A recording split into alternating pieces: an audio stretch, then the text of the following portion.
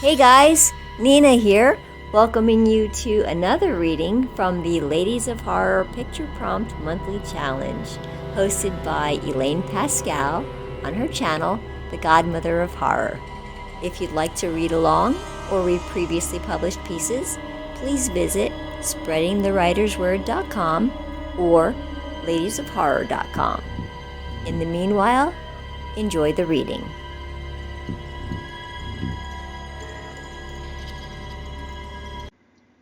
Mr. Chuckles by Naching Kassa. The sky shone blood red, as though the day had died around her. Esther watched the people on the street as she hurried home from school. They passed without acknowledging her, without a smile or a nod. She could have been invisible. Only one man seemed to see her, an average fellow, one as imperceptible as herself. He stopped and smiled as she walked by. She didn't return it. She pretended she didn't see him. A man selling newspapers stood on the next corner. He shouted the news as pedestrians paused to buy his wares. "Jean Mark Marston dead," he cried. "Notorious killer executed." Esther peered over her shoulder. The man stood several yards behind her, still smiling. She ran. When she reached her apartment building, she glanced up at the second-floor window. A man in a pinstripe suit stood there, watching. She waved, but he didn't wave back. Moments later, she reached the second-floor landing. The man still stood at the window, his back toward her. "Hello, Mr. Chuckles," she said. "That isn't my name, Esther," he replied in his strange, hollow tone. "I know." "Why do you call me by a name I don't own?" "I told you, it fits you. It's one of those funny names. You know, like when you call a person that moves slowly Speedy." He regarded her, a frown on his face. She smiled back. "Why do you come up here, Esther?" he asked, returning to the window. "Because you're my friend." "I'm no one's friend. Shouldn't you be home with your mother?" "She isn't home. She had to work."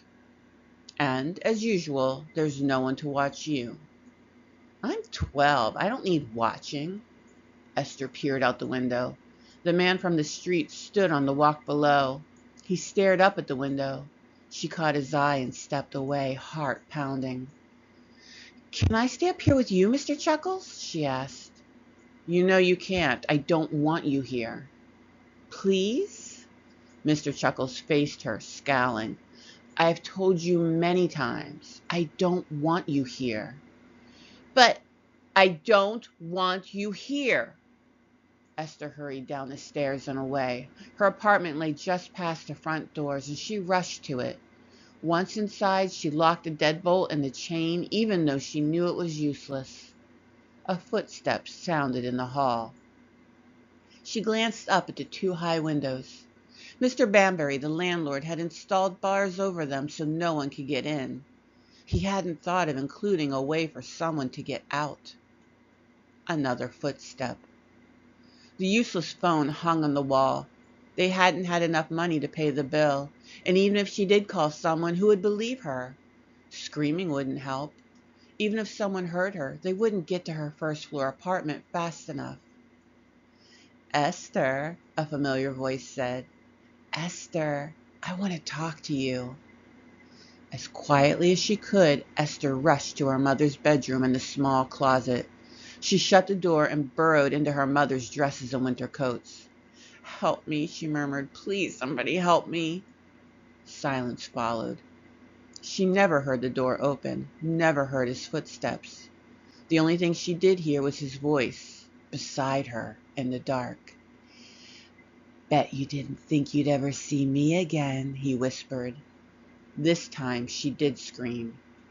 He dragged her out of the closet and threw her across the bed into the wall. She lay gasping on the floor. Cold swirled about her, a bitter, deathly cold. "You little shit! I told you I'd come back to kill you. I told you not even death could keep me away." He lifted her into the air. "You ratted me out. You and your bitch of a mother. I'm going to tear you limb from limb, and when you return, I'll do it again, again, and again for all eternity." "You'll do what?" a strange hollow voice asked. Jean-Marc Marston turned to the doorway where a man in a pinstripe suit stood. Who the hell are you? What did you say?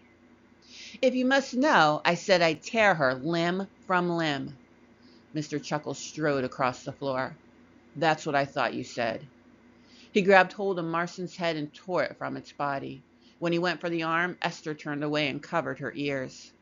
The dead leave no blood. When Esther faced the room once more, she found it empty. She hurried from the apartment and up the stairs. Mr. Chuckles stood on the landing. It seemed as though he had never left. Esther wanted more than anything to take his hand, but when she reached out, she couldn't find anything more substantial than a shadow. What is your name? She asked. Why? Mr. Chuckles doesn't fit you. You said it did. That was before. He smiled. It was the first time she'd ever seen him do so. Chuckles is fine, he said.